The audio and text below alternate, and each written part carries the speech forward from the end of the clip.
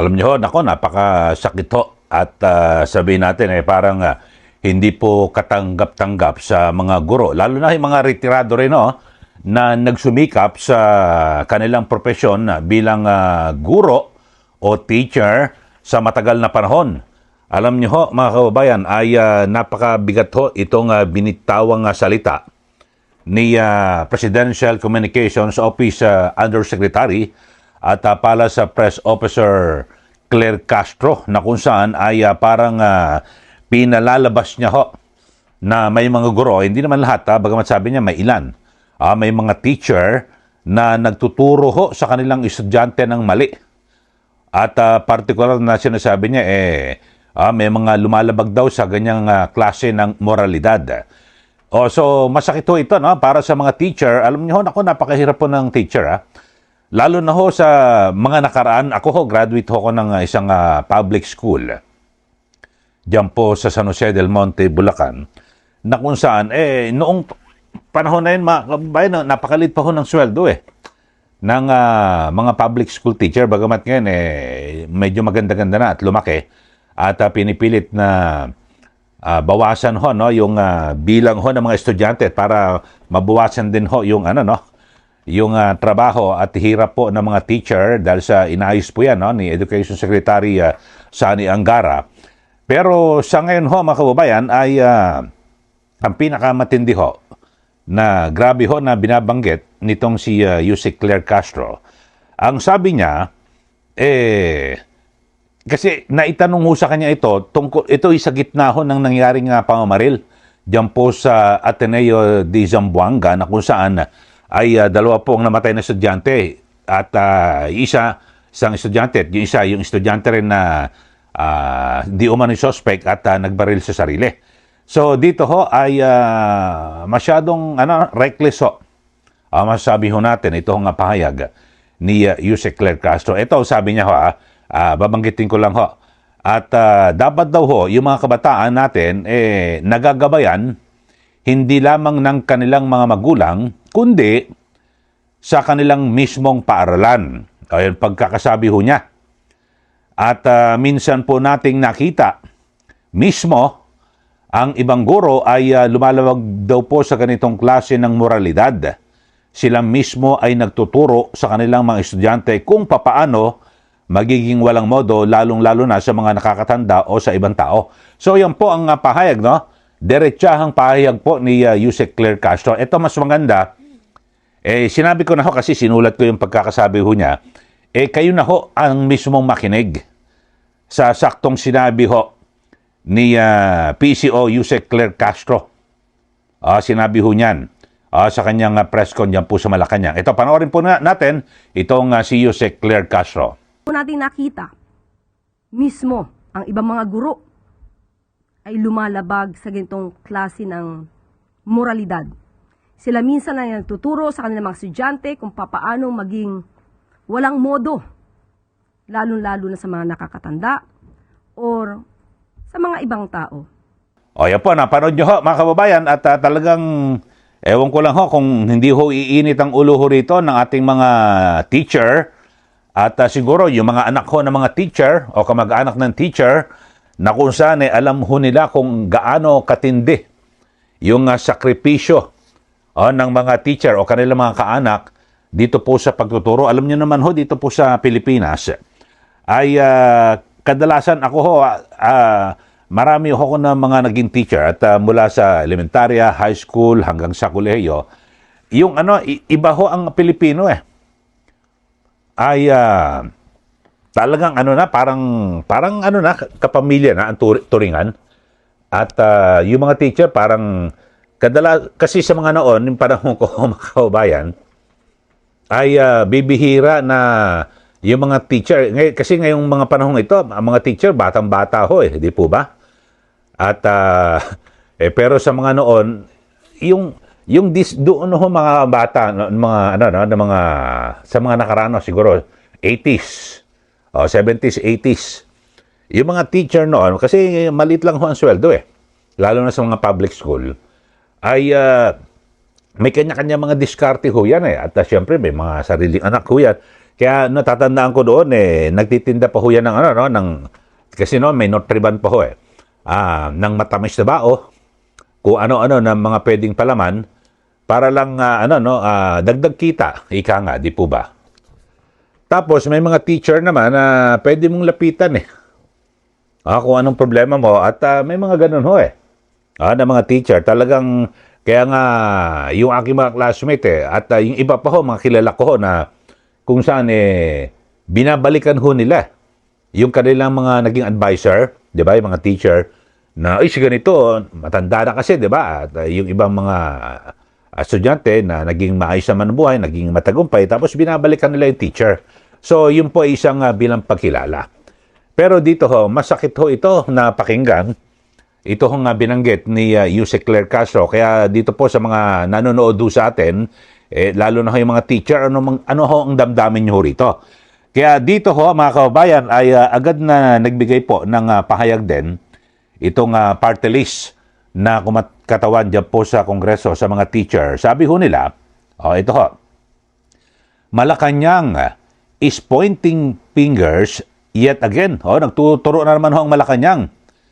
At inilipat, shifting the blame, yung blame ho, paninisi, for the country's culture of violence onto teachers and accusing us of failing to instill good manners among learners. Yun ho.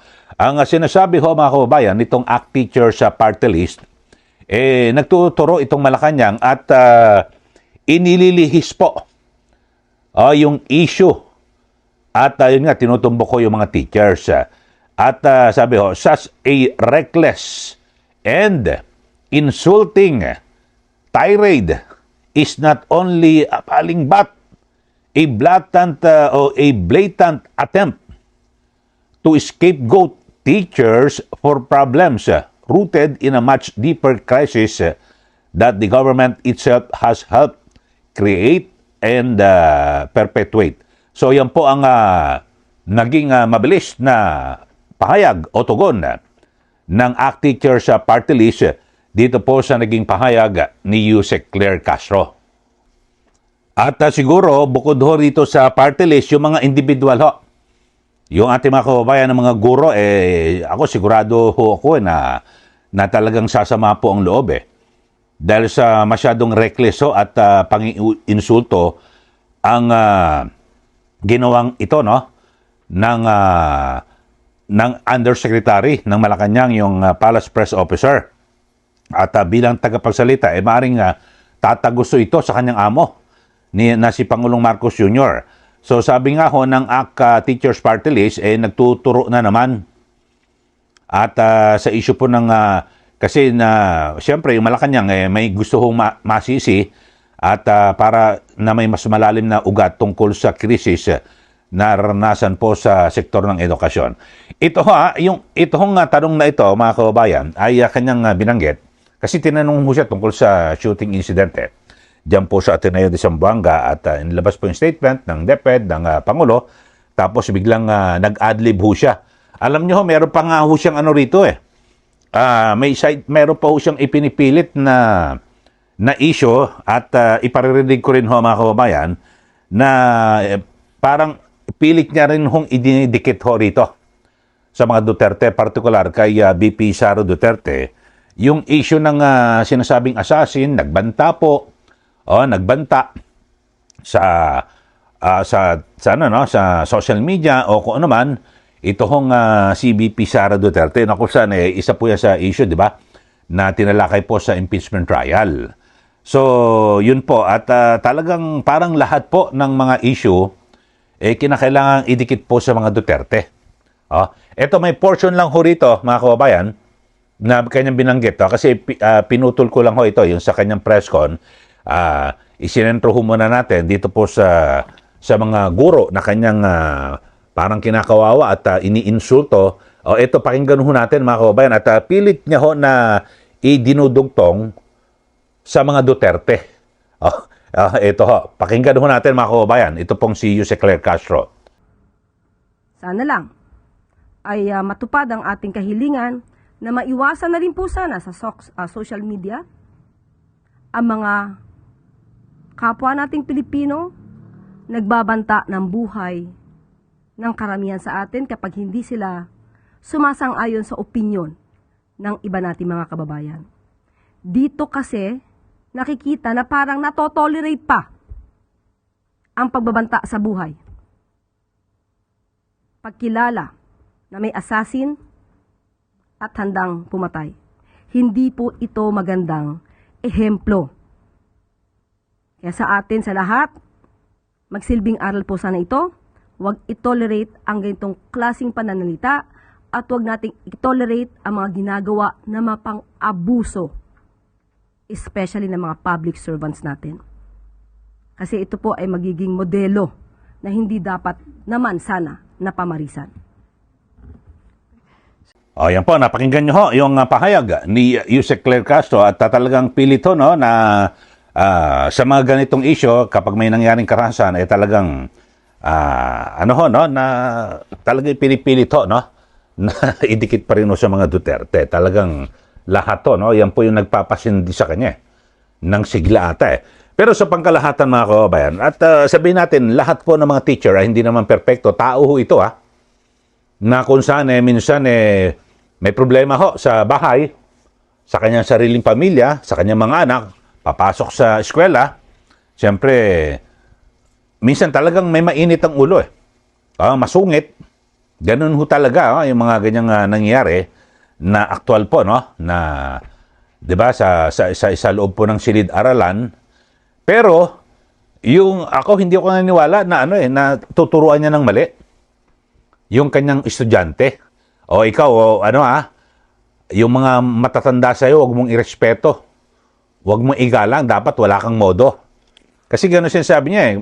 May mga minsan daw tinuturuan ng mga bata na para wag rumespeto at maging kumbaga sa bastos at walang modo, di ba?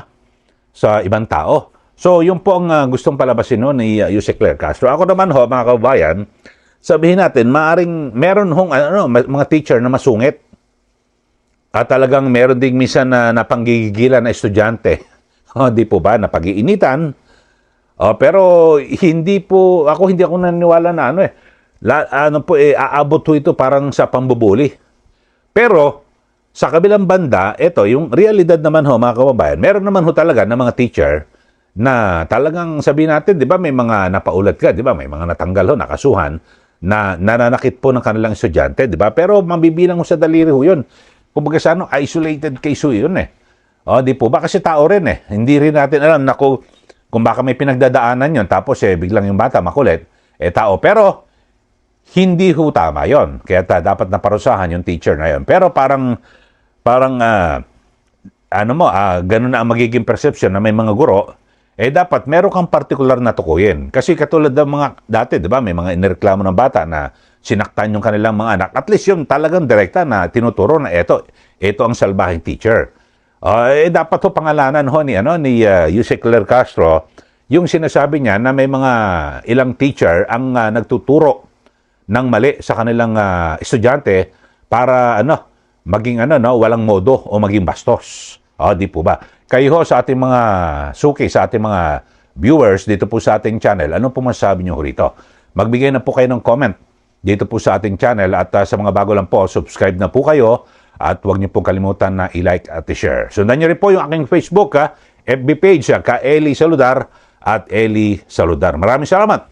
Muli, ito po si Ka Eli. Magandang araw po sa ating lahat.